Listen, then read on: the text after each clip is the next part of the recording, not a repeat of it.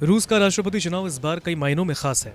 उसकी कई वजह हैं। ये चुनाव ऐसे वक्त में हो रहे हैं जब यूक्रेन के साथ रूस की जंग जारी है। पुतिन के सामने कोई दमदार विपक्ष नहीं, और तो और ये पहली बार है जब रूस में 3 दिन तक वोटिंग होगी। इस चुनाव में पुतिन की जीत लगभग तय है। दरअसल रूस में राष्ट्रपति चुनने की प्रक्रिया काफी अलग है। वहां पॉपुलर वोट से राष्ट्रपति चुने जाते हैं, यानी कि जिसे 50% से ज्यादा वोट मिलते हैं वही राष्ट्रपति होता है। अगर उम्मीदवार ज्यादा हैं और किसी एक को 50% से ज्यादा वोट नहीं मिले तो 3 हफ्तों के बाद दोबारा चुनाव होंगे, जिसमें टॉप 2 उम्मीदवार ही होते हैं। फिर इन 2 में से कोई एक राष्ट्रपति बनता है। पुतिन अब तक 4 बार रूस के राष्ट्रपति चुने जा चुके हैं और हर चुनाव में उनका वोट प्रतिशत पहले के मुकाबले बढ़ा है।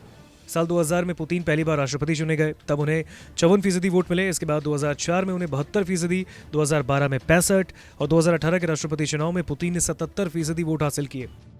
एक एजेंसी के मुताबिक 71 साल के पुतिन की छवि रूस में एक सख्त नेता की है और उनकी लोकप्रियता की एक बड़ी वजह है यूक्रेन के जंग के बीच पुतिन वॉर क्राइम के आरोप लगे हों, लेकिन रूस की एक बड़ी आबादी को उनका समर्थन हासिल है। रूसी मानते हैं कि पुतिन ही है जो अमेरिका, यूरोप जैसे पश्चिमी देशों को सख्ती से जवाब दे सकते हैं। फरवरी में एक सर्वे भी हुआ जिसमें 75% रूसियों ने पुतिन को ही वोट देने की बात कही।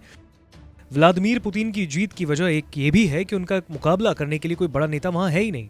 रूसी सरकार के प्रवक्ता दिमित्री पेस्कोव ने पिछले साल कहा था, फिलहाल उनका कोई प्रतिद्वंदी नहीं और कोई हो भी नहीं सकता। असल में कोई भी उनका मुकाबला नहीं कर सकता। रूस में अभी तक वाकई में कोई भी ऐसा नेता नहीं है जो पुतिन को टक्कर दे सके।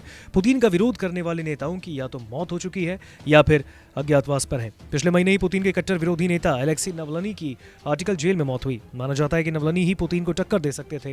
नवलनी के अलावा प्राइवेट आर्मी के चीफ येवगेनी प्रिगोजिन को भी पुतिन का बड़ा प्रतिद्वंदी माना जाता था, लेकिन कुछ महीने पहले एक विमान हादसे में प्रिगोजिन की मौत हो गई।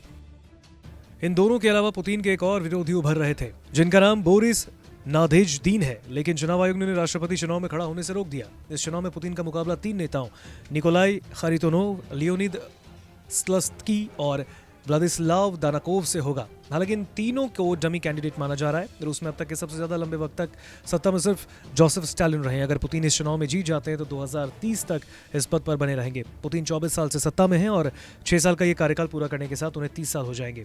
उनसे पहले जोसेफ स्टालिन 29 साल तक रूसी की सत्ता में रहे। स्टालिन ने 1924 से 1953 तक रूस की सत्ता संभाली। रूस में सबसे ताकतवर शख्स राष्ट्रपति होते हैं और पुतिन इसमें खरे भी उतरे।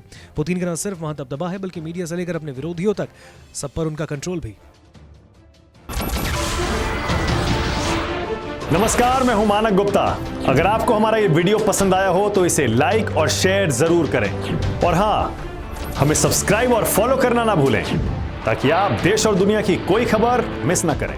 तो जुड़े रहिए हमारे साथ और देखते रहिए न्यूज़ 24।